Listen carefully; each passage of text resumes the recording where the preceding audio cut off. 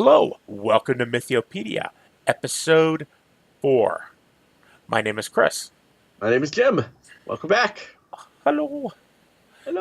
So, in this episode, we're going to continue creating our superhero world, the Tempest, Yeah, yeah. by designing some of the big bads that exist in the world, that are threats to the heroes, that have made changes. Yeah.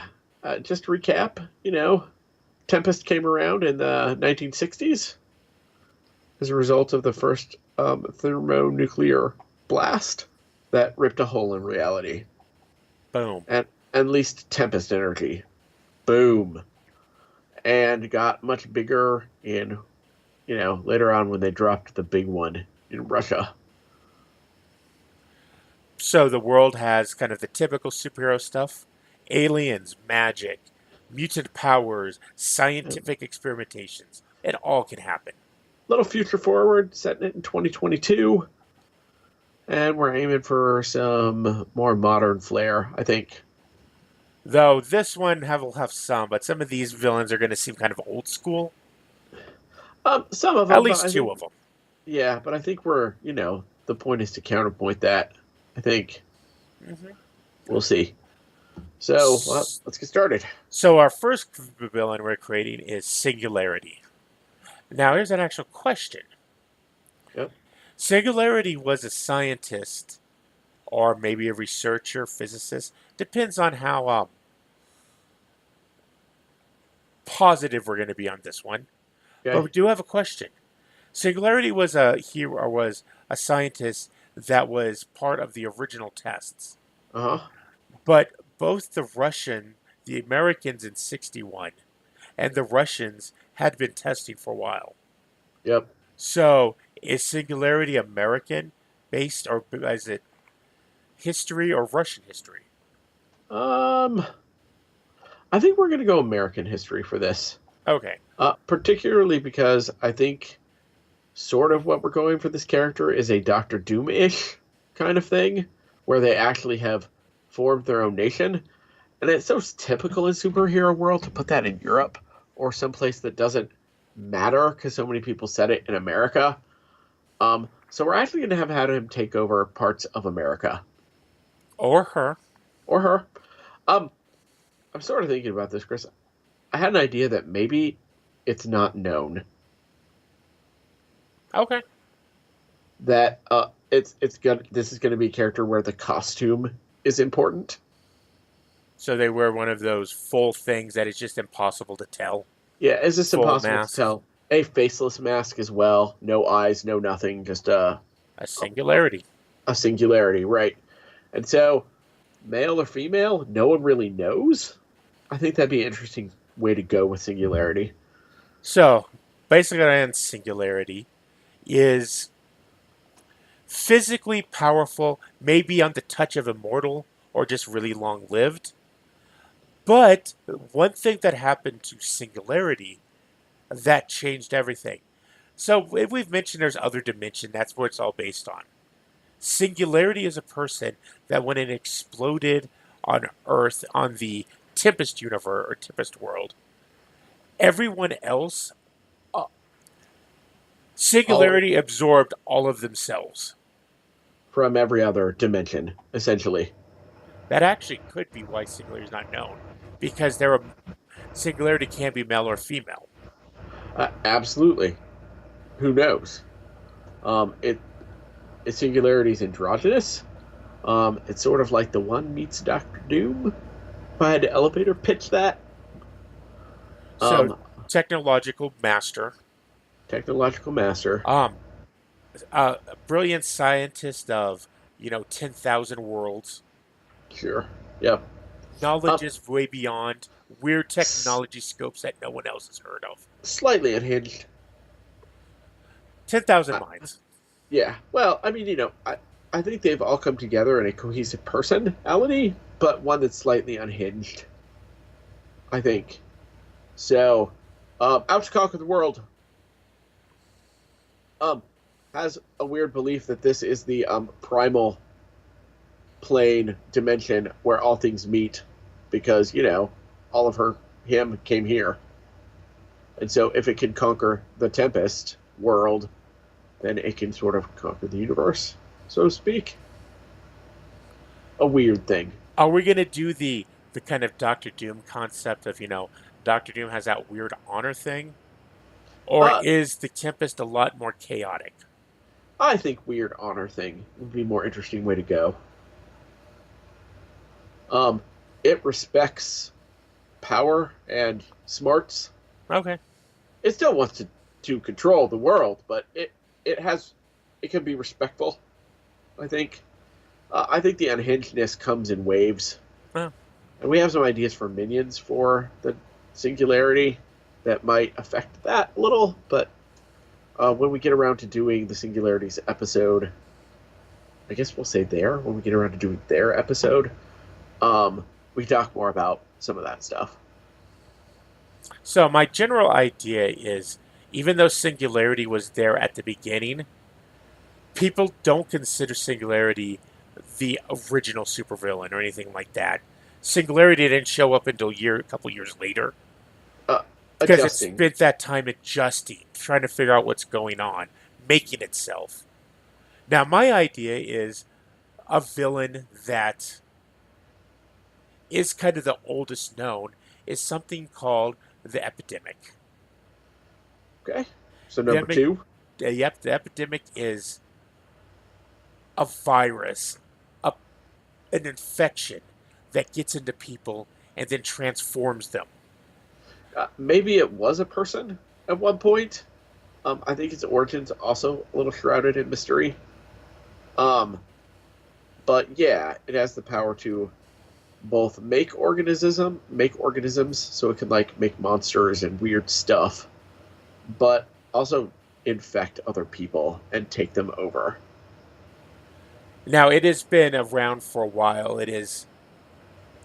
It is old and it remembers. Now, my general thoughts of how we should do this is the reason it really hasn't taken over the world is its first steps, maybe the first 72 to Week, a week. yeah, 72 hours to a week. It is curable. Even regular penicillins and drugs can wipe it out. Right. The problem It's sort of after like it it, has to prime you before it takes you over. the problem is then it's after that it's impossible to get it out, or so far it is not known if it is possible to get it out after. It rewrites codes, it rewrites the person to make a version of itself, but that version of itself will also change over time. Still kind of following the same basic, but its personality can change a little bit. Now, my idea is if it had an original body, no one knows anymore. It is long gone. It infects, and one of them become it, the epidemic. But the older versions of itself, it actually can't take over. Okay, anymore. It Yeah, can just command them, maybe. yes. They Okay. listen and it's part. So he might have, like, the epidemic might have a council Okay. of its most powerful parts. Okay. So the concept behind this is basically Mechanon, not Mechanon champions people look out, um, Ultron, but on a biological scale. Yeah, I think one of the things I like for this character is too that he's going to be he's not quite a modern hero, but that's a foil for the rest of what we're doing, and he's gonna be super venal and selfish and about his own hedonism. Maybe is too strong a word, but about his own gain and pleasure and experience essentially. So he'll steal things because he admires music, or he will he's for money because he wants to live in luxury, or whatever his weird goals are. They're less to rule the world and more to appease his current want need. He's a creature of living in the moment. I think maybe. Yeah. Okay. So definitely has some weird thing. Now, one of the other concepts I kind of wanted by this game, I like to fit real world things in. So, the United States has this weird history of people going missing. It has a large population of people that have just gone missing. So that's one of the things Epidemic does. It takes the unwanted. Absolutely. And then when it has control over them, when it is part of the epidemic, that person might walk to a bank and become a security guard with whole new identities crafted by another epidemic that is, you know, in the social security agency. Right. He I definitely think male personality here, I can see that. you know, we're gonna go patriarchal and venal and yeah, with him. So I apparently like that word. You Um do. Also, just for that thing, the singularity and the epidemic hate each other. yeah, that'll We'll be a weird thing. we'll come into some weird history where at one point, the epidemic was close to taking over a city, and the singularity actually destroyed it, and maybe destroyed the city. And Vaccinated the population against him or, something weird. Mhm. Um I also like the idea that he's at war with like the Red Cross and the CDC and So the weird CDC stuff, has a weird like lower room that you can only access after having blood tests done, right? and it Where is this they it is the center to control the epidemic. yeah, to contain it. Yeah, I like that. Okay, next. The next one we're going to talk about is the weird magical thing we're kind of trying to decide on and create. Sovereign Blade. I'm fond of this one actually. So, basic concept for him is like an embodiment of all the ruling warriors of history. So if you remember, one of the things we talk about magic is more about Significance. significance. So Sovereign Blade represents kind of the powerful figures in the past. Charlemagne, Charlemagne, Alexander the Great, Julius Julius Caesar. Caesar, like warrior, scholar, politicians. Yeah. Um, uh, and I like this idea in part because we're going to have him have a nation, but his nation is going to be spread all over the world because what he's done over is taken over sites of significance. So, like, he's rebuilt the Roman Colosseum. He doesn't own much of Rome, but he owns the Colosseum. And all the places that he's taken over are linked, so he can travel from one place to the other. So he And he has has this cult of followers. They call themselves a nation, but they're more like a cult who live in these sacred places. Some are very small, like the Colosseum. Some are big, like the land around Stonehenge or Chichen Itza, or I can't remember if that's right. But they're all over the world, sacred sites and sites of power. yep. Um, I think so. His army is sort of international. His cult of personality is international. His nation is spread all over the world. Um, and as far as being a magic villain, he's more like Black Adam than He's physically powerful. right He than a book mage. His troops, some of them have magic, some don't, but when it comes down to it, they're all well trained. He has got his troops and soldiers. There's the military Dare we doctrine say? runs deep through. Dare we say his immortals, Exactly. which we can talk about later. I think when we do his write up. Um, yeah, so that's kind of a magic villain we thought of. I'm pretty fond of him. I think he could be cool, and his villain stuff could be cool. hmm There's a lot of power there. But like I Absolutely. said, much more on the Black Adam scale than Yes. any of the typical magical sorcerer types. Another person who has a weird sense of um, honor's not the right word. Contest, Yeah. honorable contest, he will destroy you. He's a politician. Like, I think a lot of his things probably act as diplomatic sites to different places. Um, so yeah, he's also a politician. But Does he control Versailles? Versailles, I don't know. Maybe that'd be a good one. Um, so yeah, I think that, and part of it is we'll make these people, and we'll do them more in detail in different episodes, but also leaving some room open. Like, we're not going to sit down and detail like every site he would have.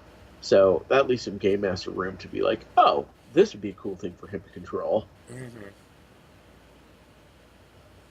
So yeah, powerful, and his weird side effect of his troops, since he represents, power or might by power and strength through sword and stuff like that. Like Politics of war. his his nation, per se, doesn't really do espionage. There's no power behind it.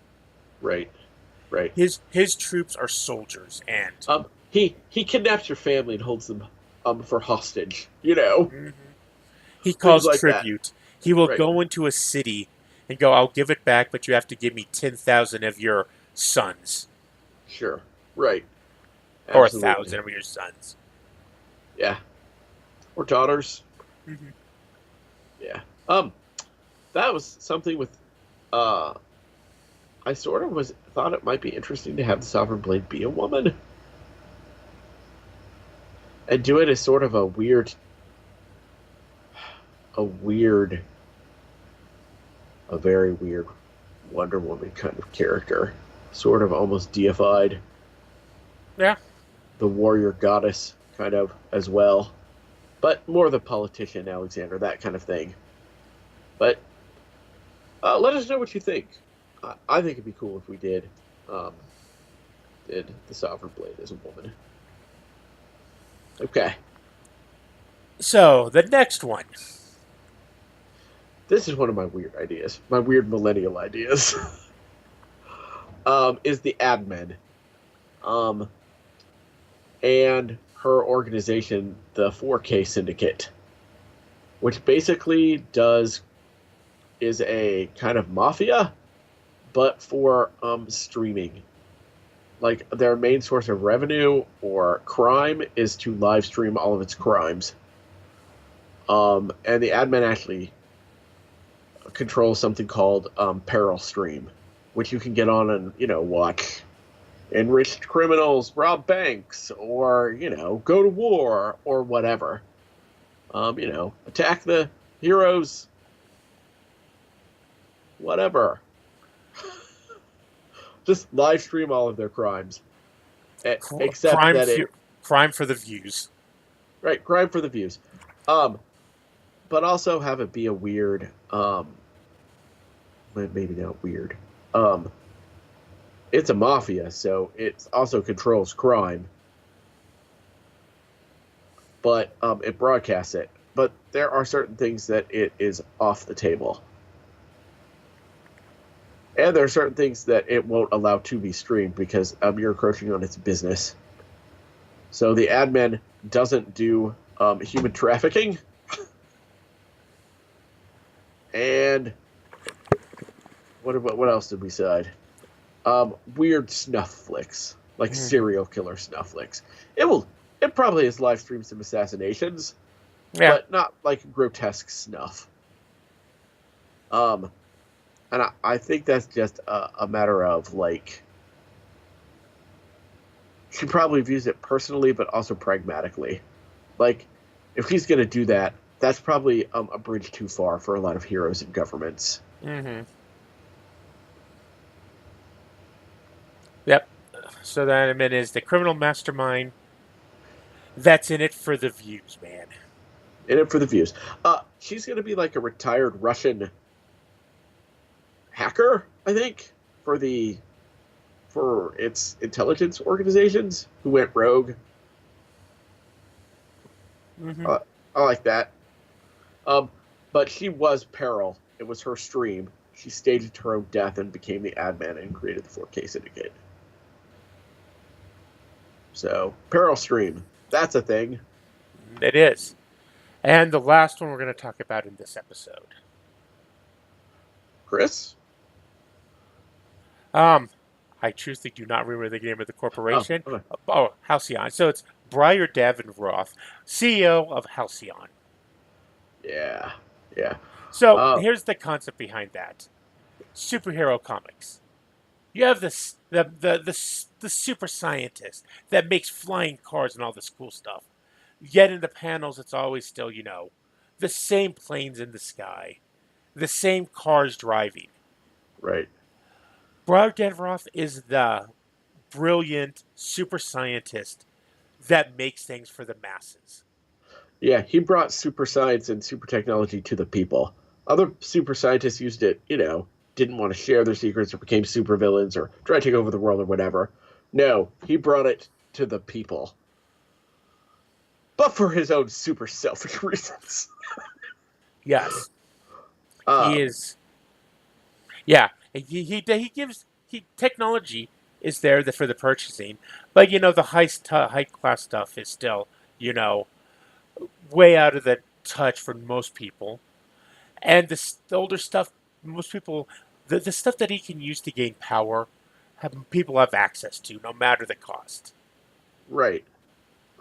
So it's all about using technology to track and predict, the mob and what's trending and all of those things, but also to spy on people and to he has dirt on everyone.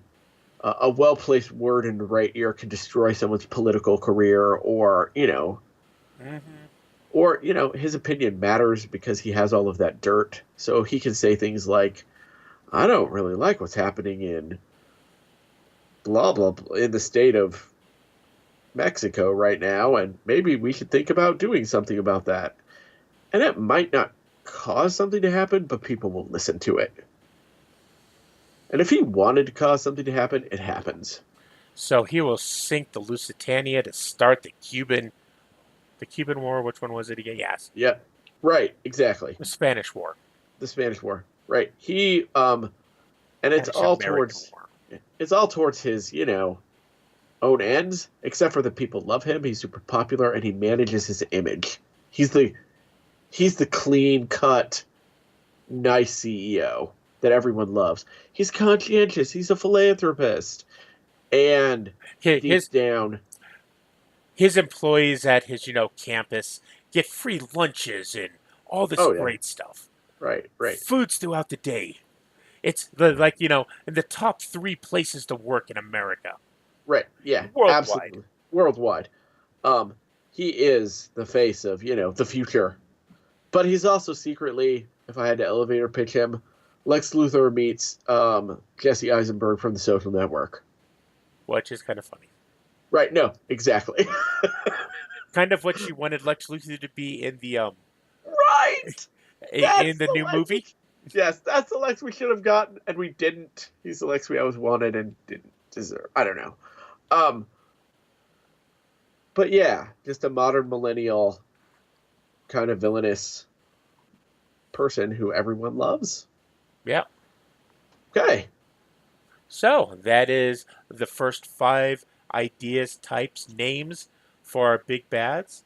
We'll have another episode with five more Yeah, designs. we're gonna do 2 episodes, and then we're gonna try to get some input on voting. Which ones should we do more detailed episodes on? Which concepts do you like? Which ones would you like to see written up? Minions for stuff like that, detailed out. So yeah, keep those in mind. We'll do one more episode, five more villains, big bads, and we'll try to get some input, and then we'll start getting up some Patreon content as well. Remember to press that like button that's somewhere around here. I don't know. Like Then button. there's, Thaco and all our other places below us. That's right. And leave some comments. We've been reading them. We'll start replying. We'll be better internet personalities. Ooh, I'm a personality What? now. When did that happen? Chris, you've been a personality all your life. Hmm, kind of an angry loner personality. You're welcome, internet. Bye bye.